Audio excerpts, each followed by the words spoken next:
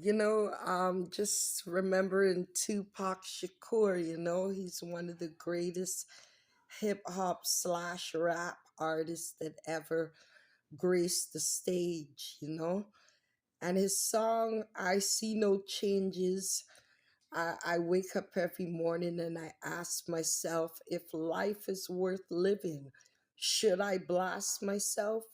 And in the song, he also says that all he sees is racist faces, We have to understand that not only did our ancestors have codes embedded psychological messages that were whipped into our minds, our ancestors' minds, that we were less of human beings than our counterpart, than our masters and overseers, Those messages have been embedded into the palm colored hand people as well.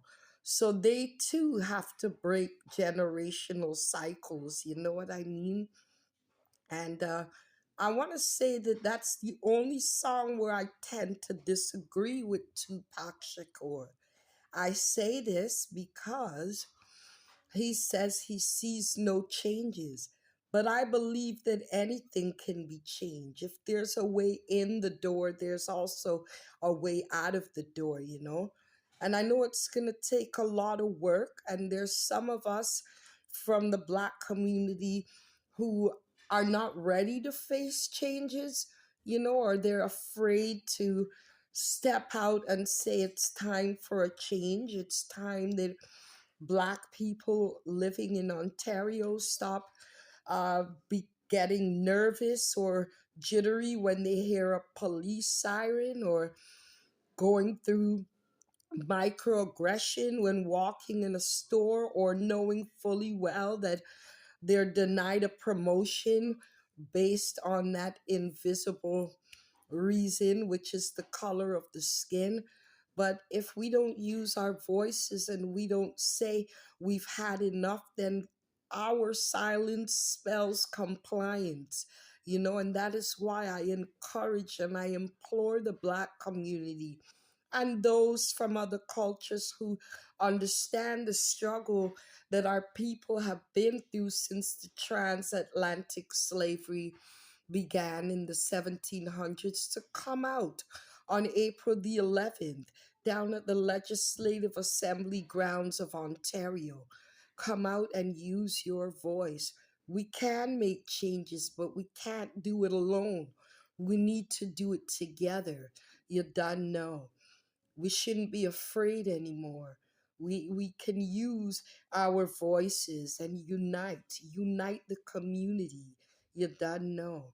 So I'm just saying one more time, on April the 11th, we're going to take that bold step to ask the government of Ontario to implement anti Black racism laws so we don't have to feel small in the lunchroom at work anymore, and we don't have to be offended or feel small when we walk into that store and automatically become suspected of stealing or what have you. And that you know, people are aware that there are laws in place, laws specific in the book of legislation that say that anti Black racism is punishable by the law. You don't know. You know, we always think that we don't have the power to change things, but you are the change. We are the change we want to see. G.I. Joe says knowing is half the battle. We already know where we stand because racism is embedded into North American society. So we know. But like G.I. Joe says, knowing is half the battle. The other half of the battle is to stand up and peacefully say we've had enough and we no longer wish to live as if we are less than a human being anymore. In 1735, a law was passed that deemed us only a third of a human being. hundreds of years later into 2025, we need to stand up for our rights because we are 100% human beings. From the race that is most forgotten in this day and age, and that is the human race within which we all belong to.